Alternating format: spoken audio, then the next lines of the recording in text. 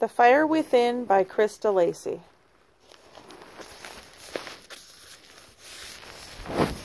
We are now on page 224, The Wildlife Hospital. Before anyone could move or say another word, Bonington padded across the lawn and dropped his catch at David's feet. Meow, he went, looking pleased with himself. Liz put a hand across her mouth. Please don't tell me he killed it. Lucy threw herself onto her mother's arms and couldn't bear to look. David crouched down and stroked Bonington's head. Even if the cat had made a kill, he couldn't be blamed for doing what came naturally to him, hunting and bringing his spoils back home. Is it Conker? Liz asked.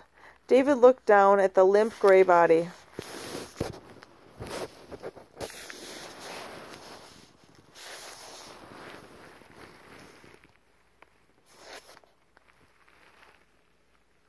The squirrel was lying curled on its side.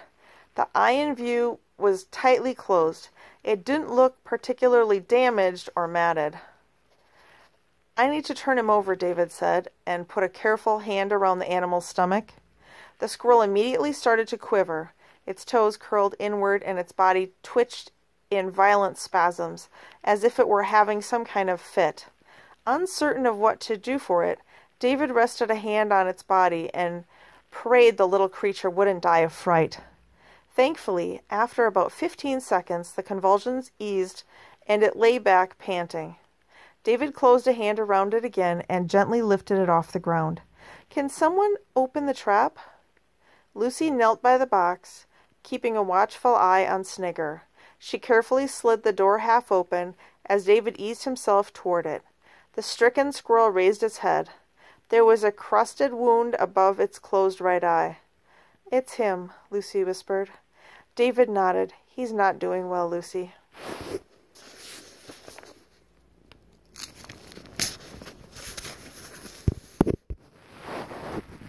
Yes, she sniffed, touching Conker's tail. David glanced up at Liz. You'd better give Sophie a call, she said.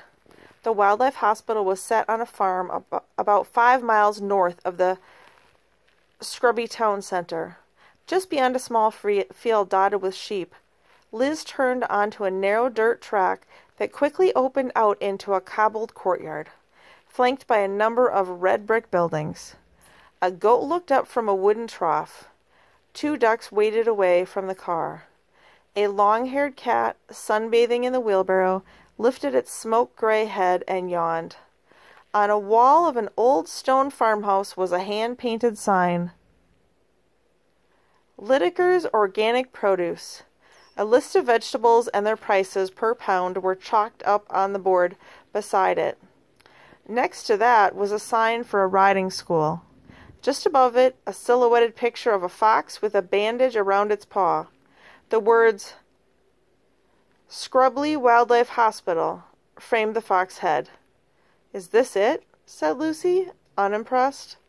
Went Liz, parking the car alongside a rusted water pump. Might buy some potatoes while we're here.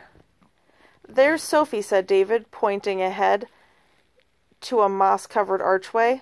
Sophie was walking slowly toward them, leading a large black horse. She was wearing a pair of tight brown pants, faintly splattered with grass and mud. A loose green shirt hung around her shoulders. Her collar was up, her hair pinned back with a butterfly clip. Her cheeks were glowing gently, as if she'd recently returned from riding. Lucy hurried over, arms wide open. You've got a horse, she said. This is Major, said Sophie, tugging the reins as Major snorted and tossed his head. He's my very best friend in the world. She brought Major's head down over her shoulder so Lucy could stroke his dark, sleek nose. Can I ride him? He's too big for you, said Liz. We have ponies, Sophie's gray eyes flashed.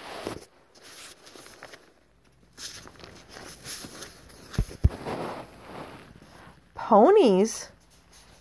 I think not, said Liz. She put a motherly hand under Lucy's chin and gently pushed her mouth shut. Sophie smiled and changed the subject. You found your injured squirrel, then? David lifted the hutch from the car. He's in a bad way. Sophie gave a concerned little nod. They usually are if they turn up here. Give me a moment, I'll take you in. Mrs. Wenham, the lady who runs the hospital, is expecting you. With a click of her tongue, Sophie led Major across the yard to a stable smelling of warm, clean hay. She exchanged brief words with another girl, patted Major's shoulder, and stepped out into the sunlight again. This way, she smiled, skipping 2 sunken concrete steps and entering a room at the back of the house. It had a clinical smell of a veterinary practice, but looked like a slightly understocked pet shop. There were cans of food in trays by the window, bags of seed and pellets and grain, a large stack of buckets, several piles of blankets, and shelves full of medicines, rubber gloves, and tissues. Against the far wall was a stack of cages. David spotted a hedgehog in one and a jay with a splintered wing in another. He was wondering if this would be Conker's fate, a cage in this room, when Sophie announced, "Here's Mrs. Wenham." A portly lady with wavy black hair and a chubby red face came in to join them. "Now then, what do we have here?" Her question was addressed primarily to Lucy. "Injured squirrel, if I'm not mistaken." "His name is Conker," said Lucy. "He's got a bad eye." "Oh, dear," said Mrs. Wenham. "We'd better take a look." David laid the hutch on a long metal table and turned it around for Mrs. Wenham to see. "Poor thing," she said, with a wheezy stoop. "How did he get like that?" "A crow got him," Lucy replied. "We think that's what happened," David explained.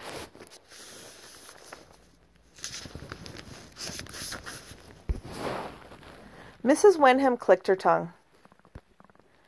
"Goodness, he's thinner than a piece of string. Just a youngster, too. Look at that tail. I've seen Tinsel in a better shape than that. How long has he been like this?" "Ages," said Lucy. "Since before David came." "She means a few months," said Liz. Mrs. Wenham nodded. "Well, you were right to bring him to us. He's certainly not a healthy squirrel." "Any other problems apart from his eye?" "Mr. Bacon doesn't like him," Lucy said. Sophie chuckled behind her hand. "He had a shaking fit," David said, sparing Mrs. Wenham any further confusion. Mrs. Wenham frowned as she took this in. She bent down and tapped the mesh. "Come on, sweetie, look this way." Conker, who seemed to have regained some strength, sat up and flagged his stringy tail. "That wound's been infected," Mrs. Wenham said. "Mr. Deans will want to see that." "He's the vet," said Sophie. "He'll be coming in."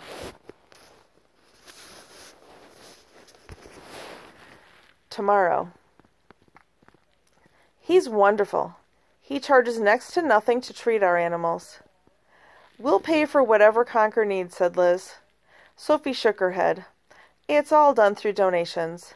In a sense, you've already paid. Well, David has." She flicked a bashful smile his way. "Hang on," Mrs. Wenham interrupted, angling her square-shaped head. "Is it me, or are there 2 squirrels in this box?" "That's Snigger," said Lucy. "He followed David home from the library gardens when David stole some acorns for the trap." David grimaced and looked out the window. "And what's wrong with Snigger?" "Nothing," said Liz, "as far as we know. He's Conker's friend," Lucy piped up. "He saved Conker from the mower in Mr. Bacon's garden and ran up the clothesline when Caraticus came." Mrs. Wenham lifted an eyebrow. "You can read it in David's story." "You write stories?" asked Sophie.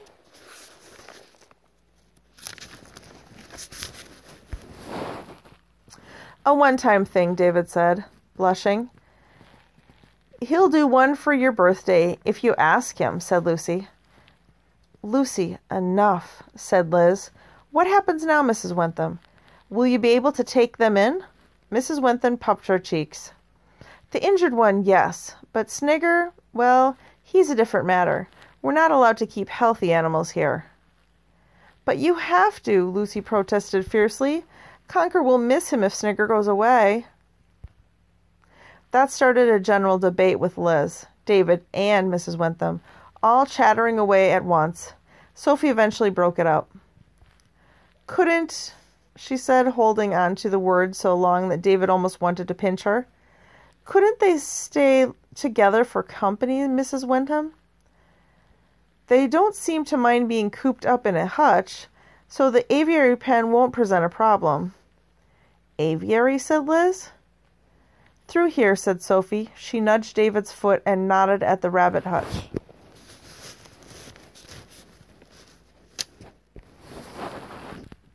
David, quick to see what she was planning, grabbed the hutch and followed her outside.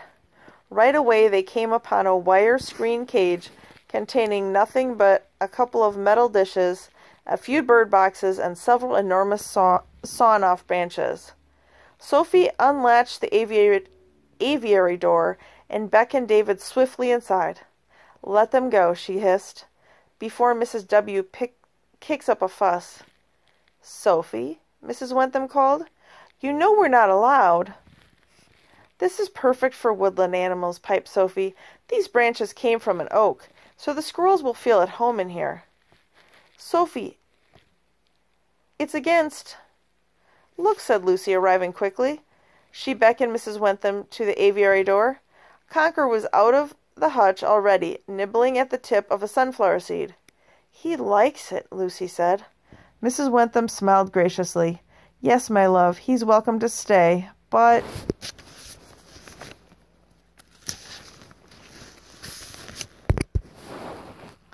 There's Snigger!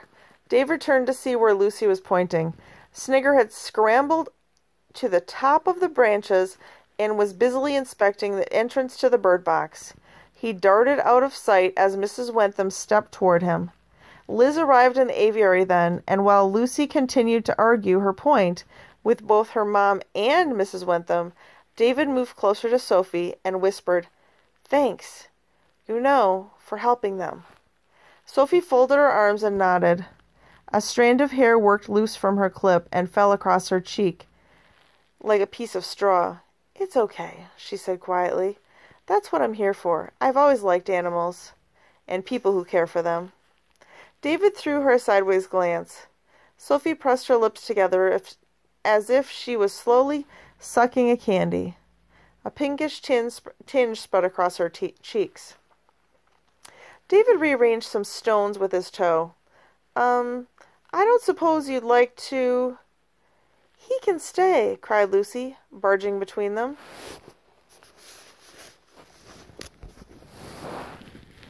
Mrs. Wentham says it's all right. She sprang up on her toes in front of Sophie. David looked at the sky, muttering something under his breath.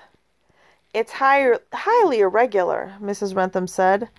But as Snigger seems to be your leading character, we'd better not let him go just yet. When will Conker be better? Pressed Lucy. Sophie smiled and swung her hands. We'll let Mr. Deans look at Conker tomorrow. Then we'll give you a call. Lucy nodded and leaned close. You will take really good care of him, won't you? My personal project, Sophie assured her.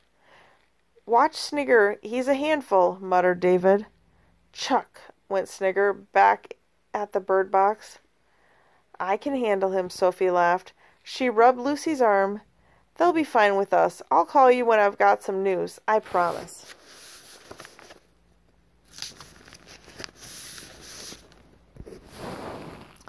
Now we're on page 236. Oh, Sophie.